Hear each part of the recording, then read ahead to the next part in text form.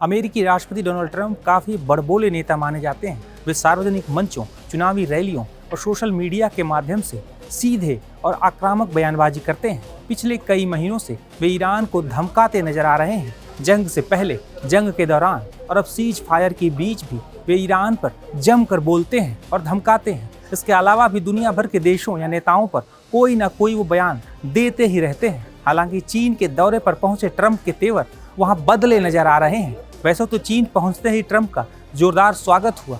वहीं बैठक के दौरान जब दोनों नेताओं ने बातचीत शुरू की तो ट्रंप ने शी जिनपिंग की तारीफ करते हुए कहा कि आप एक महान नेता हैं और आपका दोस्त होना मेरे लिए सम्मान की बात है। उन्होंने ये भी कहा कि अमेरिका और चीन के रिश्ते पहले से बेहतर होंगे। वहीं जिनपिंग ने इस दौरान कहा कि पूरी दुनिया की नज़र इस बैठक पर टिकी हुई है। दुनिया तेजी से बदल रही है और अमेरिका चीन के रिश्ते वैश्विक स्थिरता के लिए बेहद जरूरी है। जिनपिंग ने कहा कि दोनों देशों को प्रतिद्वंदी नहीं बल्कि पार्टनर बनना चाहिए। वहीं ताइवान के मुद्दे पर ट्रंप को शी जिनपिंग ने एक तरह से सीधी चेतावनी दे दी है। ताइवान का मुद्दा चीन अमेरिका संबंधों में सबसे संवेदनशील मामला है। अगर इसे सही तरीके से नहीं संभाला गया तो दोनों देशों के बीच टकराव हो सकता है। इसके अलावा भी जिनपिंग ने ट्रंप को ताइवान के मुद्दे पर कई बातें कही हैं, जिसका अमेरिकी राष्ट्रपति ट्रंप ने कोई जवाब नहीं दिया। दरअसल ये कोई पहली बार नहीं है जब ताइवान के मुद्दे पर अमेरिका और चीन के बीच इस तरह की बातें हुई हैं। दुनिया की राजनीति में ताइवान ऐसा मुद्दा बन चुका है जिसने अमेरिका और चीन जैसी दो महाशक्तियों को आमने सामने ला खड़ा किया है। दोनों देशों के बीच व्यापार, तकनीक और सुरक्षा जैसे कई मुद्दों पर मतभेद है, लेकिन ताइवान सबसे संवेदनशील मामला माना जाता है। यही वजह है कि जब भी अमेरिका और चीन के रिश्तों की बात होती है, ताइवान का मुद्दा केंद्र में आ जाता है। चीन ताइवान को अपना अभिन्न हिस्सा मानता है।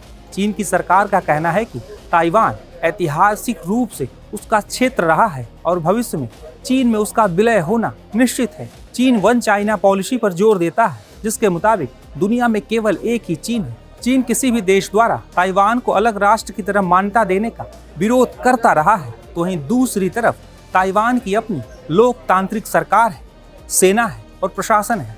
वहाँ के लोग स्वतंत्र राजनीतिक व्यवस्था के तहत जीवन जीते हैं। ताइवान के नागरिक खुद को चीन से अलग पहचान वाला मानते हैं।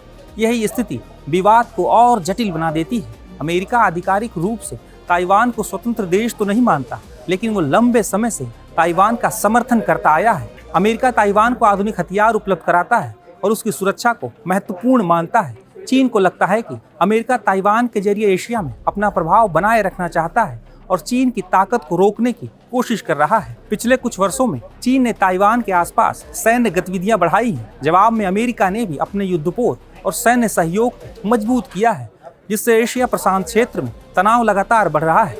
इसी वजह से दोनों देशों के बीच तनाव भी बढ़ा रहता है, जिसकी झलक आज ट्रंप और जिनपिंग की बैठक में देखने को मिली है।